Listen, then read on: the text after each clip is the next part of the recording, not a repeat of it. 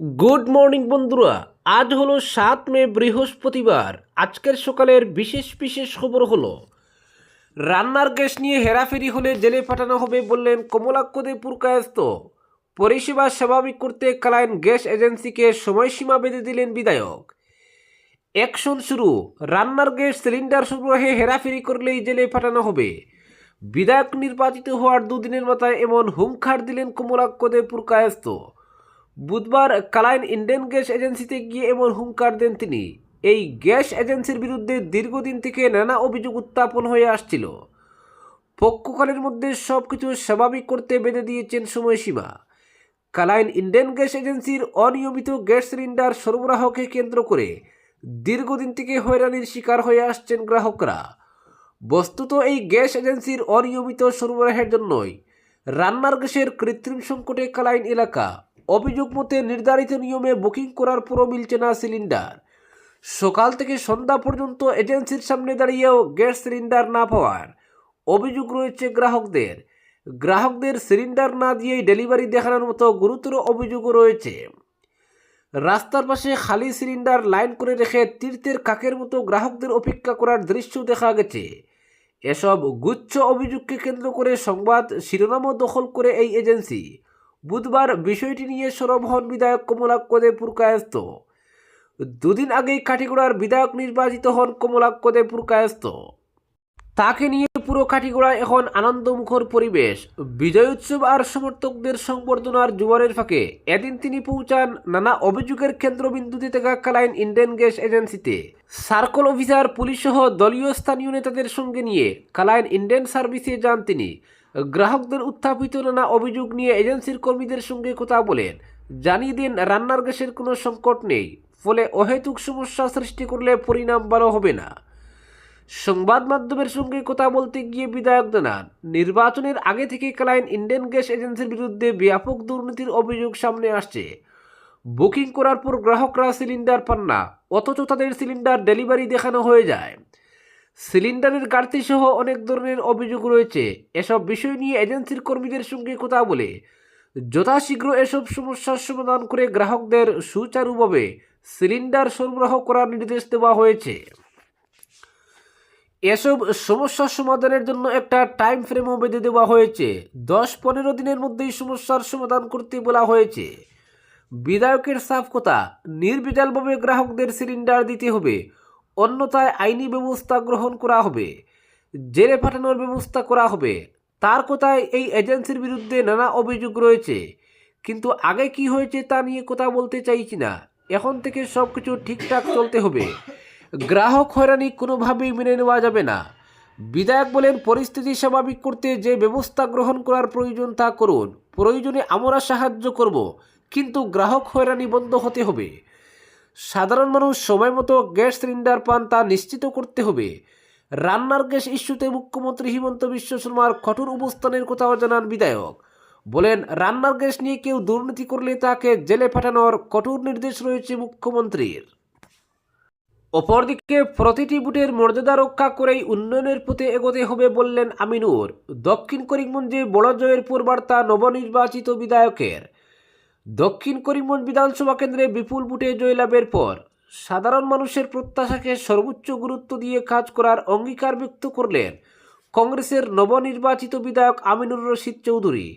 নির্বাচনের ফলাফল ঘোষণার পর তার প্রথম প্রতিক্রিয়ায় উঠে আসে দায়িত্ববোধ, স্বচ্ছতা এবং উন্নয়নকে কেন্দ্র করে এক সুস্পষ্ট দৃষ্টিভঙ্গি।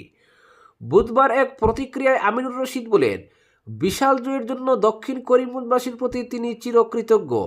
তিনি বলেন, এই জয়কে শুধু উদযাপনের বিষয় হিসেবে দেখলে চলবে না, এটি একটি বড় দায়িত্ব।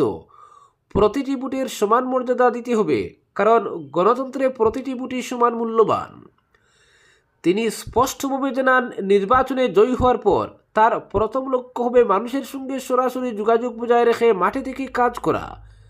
নির্বাচনের সময় মানুষের কাছে যাওয়া যতটা গুরুত্বপূর্ণ, নির্বাচনের পরেও তাদের পাশে থাকাটা ততটাই জরুরি।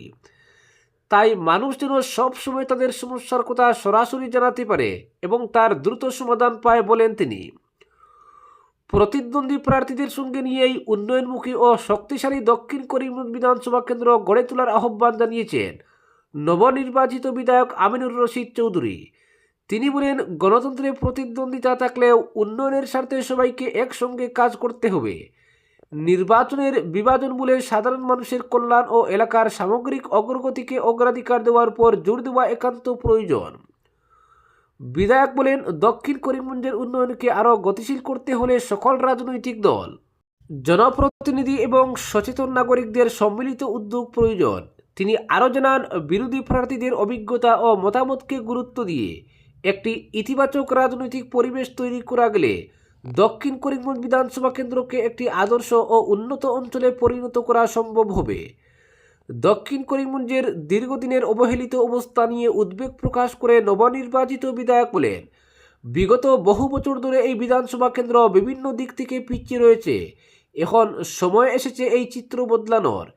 তিনি জানান, একটি সমন্বিত উন্নয়ন পরিকল্পনা গ্রহণ করে ধাপে ধাপে এলাকার সামগ্রিক উন্নয়ন সাধন করা হবে।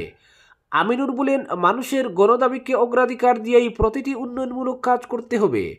কোনো প্রকল্প গ্রহণের আগে সাধারণ মানুষের মতামতকে গুরুত্ব দেওয়া হবে, যাতে কাজগুলো বাস্তব চাহিদার সঙ্গে সামঞ্জস্যপূর্ণ হয়। তার মতে, উন্নয়ন তখনই সফল হয় যখন তা মানুষের জীবনযাত্রার মান বাস্তবিক করতে উন্নত করে। উন্নয়নমূলক কাজের ক্ষেত্রে স্বচ্ছতা বজায় রাখার উপর বিশেষ গুরুত্ব আরোপ করে তিনি বলেন, প্রতিটি কাজ নিখুঁতভাবে সম্পন্ন করতে হবে এবং দুর্নীতির কোনো সুযোগ রাখা যাবে না। আমিনুর রশিদ চৌধুরী দৃঢ়ভাবে বলেন, মানুষ যে বিশ্বাস ও ভালোবাসা দিয়ে তাকে এই দায়িত্ব দিয়েছে তা রক্ষা করা তার প্রথম কর্তব্য। প্রতিশ্রুতি দিয়ে বলেন, দক্ষিণ করিমগঞ্জের প্রতিটি মানুষের পাশে থেকে তাদের সমস্যার সমাধানে এবং এলাকার সার্বিক উন্নয়নে নিরলসভাবে কাজ করে যাবেন। অপরদিকে সংস্কৃতি ঐতিহ্য রক্ষার প্রতিশ্রুতি দিলীপ শইকিয়ার। নবনির্বাচিত বিধায়কদের ভিড় প্রদেশ বিজেপি কার্যালয়ে। বিধানসভা নির্বাচনে বিপুল জনসমর্থন আদায় করে টানা তৃতীয়বারের মতো রাজ্যে ক্ষমতায় ফিরেছে বিজেপি নেতৃত্বাধীন এনডিএ। এই জয়ের ফলে আসামের রাজনৈতিক ইতিহাসে নতুন দৃষ্টান্ত স্থাপিত হয়েছে বলে মনে করছে রাজনৈতিক মহল। জয়ের পর উন্নয়নের গতি আরও ত্বরান্বিত করা এবং আসামের সমৃদ্ধ সংস্কৃতি ও ঐতিহ্য রক্ষার প্রতিশ্রুতি দিয়েছেন প্রদেশ বিজেপি সভাপতি দিলীপ শইকিয়া। 126 আসনের বিধানসভায় বিজেপি একাই 82টি আসনে জয়লাভ করে স্পষ্ট সংখ্যাগরিষ্ঠতা অর্জন করেছে। সরকার গঠনে অসম গণ পরিষদ এবং বড়োল্যান্ড পিপুলস ফ্রন্টকে সঙ্গে নিয়ে জোটের মোট আসন সংখ্যা দাঁড়িয়েছে 102-এ। ফলে ফলাফল ঘোষণার পরে সরকার গঠনের প্রক্রিয়া শুরু হয়েছে। মুখ্যমন্ত্রী হিমন্ত বিশ্ব শর্মা রাজ্যপালের কাছে পদত্যাগপত্র জমা দিয়েছেন বুধবার। নতুন সরকার গঠন না হওয়া পর্যন্ত তিনি অন্তর্বর্তীকালীন মুখ্যমন্ত্রী হিসেবে দায়িত্ব পালন করবেন। দিলীপ শইকিয়া বলেন, জনগণ আমাদের উপর যে আস্থা রেখেছেন তা আমাদের দায়িত্ব আরও বাড়িয়ে দিয়েছে। আগামী 5 বছরে উন্নয়নমূলক কাজকে আরও গতিশীল করা এবং আসামের ভাষা, সংস্কৃতি ও ঐতিহ্য রক্ষা করাই হবে আমাদের প্রধান লক্ষ্য। রাজনৈতিক বিশ্লেষকদের মতে এই ফলাফল সরকারের কাজের প্রতি সাধারণ মানুষের আস্থারই প্রতিফলন। এখন নতুন সরকারের সামনে সবচেয়ে বড় চ্যালেঞ্জ হবে নির্বাচনী প্রতিশ্রুতি পূরণ করা এবং উন্নয়নের ধারাকে আরও গতিশীল করা। এদিকে মঙ্গলবারই দলের সব নির্বাচিত বিধায়ককে ডেকে পাঠানো হয় প্রদেশ বিজেপির সদর কার্যালয়ে। ফলে বুধবার সকাল থেকেই বিভিন্ন কেন্দ্রের বিধায়ক ও তাদের সমর্থকদের ভিড়ে টাসা ছিল অটল বিহারী বাজপেয়ী ভবন। বিধায়করা দলীয় কার্যালয়ে গিয়ে শ্যামাপ্রসাদ মুখার্জি অটল বিহারী বাজপেয়ীর প্রতিকৃতিতে মাল্যদান করে আশীর্বাদ গ্রহণ করেন। আগামীর কাজ নিয়ে প্রদেশ সভাপতির সঙ্গে নানা বিষয়ে আলোচনা করেছেন একাংশ বিধায়ক। অপরদিকে সদ্য সমাপ্ত বিধানসভা নির্বাচনের ফল ঘোষণার পর বড়খলা বিধানসভা কেন্দ্রের বিজেপি বিধায়ক কিশোর নাথকে রাজ্যের মন্ত্রিসভায় অন্তর্ভুক্ত করার দাবিতে সরব হলেন তাপাং ব্লকের জনগণ। বুধবার দিগর শ্রীকোনা এলাকায় আয়োজিত এক সাংবাদিক সম্মেলনে বিধায়কের সমর্থক ও স্থানীয় বাসিন্দারা একযোগে এই দাবি তুলেন। সাংবাদিক সম্মেলনে বক্তারা জানান, ডিলিমিটেশনের পূর্বে বৃহত্তর তাপাং ব্লক আলগাপুর বিধানসভা কেন্দ্রের অন্তর্ভুক্ত ছিল। সেই সময় এলাকায় প্রত্যাশিত উন্নয়ন না হওয়ার অভিযোগও তুলেন তারা। তবে বর্তমানে তাপাং ব্লক বড়খলা বিধানসভা কেন্দ্রের অন্তর্ভুক্ত হওয়ায় জনসংখ্যা বৃদ্ধির পাশাপাশি উন্নয়নের নতুন সম্ভাবনাও তৈরি হয়েছে বলে মত প্রকাশ করেন বক্তারা। তাদের দাবি, কিশোর নাথ একজন মানবদরদী ও জনকল্যাণমুখী জনপ্রতিনিধি। তাকে যদি আসাম বিধানসভার মন্ত্রিসভায় স্থান দেওয়া হয় তাহলে বড়খলার পাশাপাশি বরাক ও ব্রহ্মপুত্র উপত্যকাকে উন্নয়নের গতি আরও ত্বরান্বিত হবে। এই প্রেক্ষিতে মুখ্যমন্ত্রী হিমন্ত বিশ্ব শর্মা, বিজেপির রাজ্য সভাপতি দিলীপ শইকিয়া সহ দলের শীর্ষ নেতৃত্বের কাছে কিশোরনাথকে আসন্ন মন্ত্রিসভায় অন্তর্ভুক্ত করার জন্য আবেদন জানান তাপাং ব্লকের জনগণ। সাংবাদিক সম্মেলনে উপস্থিত ছিলেন শনিলাল দাস, কাজল রায়, রামমোহন দাস, মনোজিৎ দাস, হরকুমার দাস, সঞ্জু চক্রবর্তী, কমল সর্তি, হীরালাল দাস, সুব্রত নাথ সহ এলাকার বহু বিশিষ্ট ব্যক্তি। আজকের বিশেষ সংবাদ এখানেই সমাপ্ত।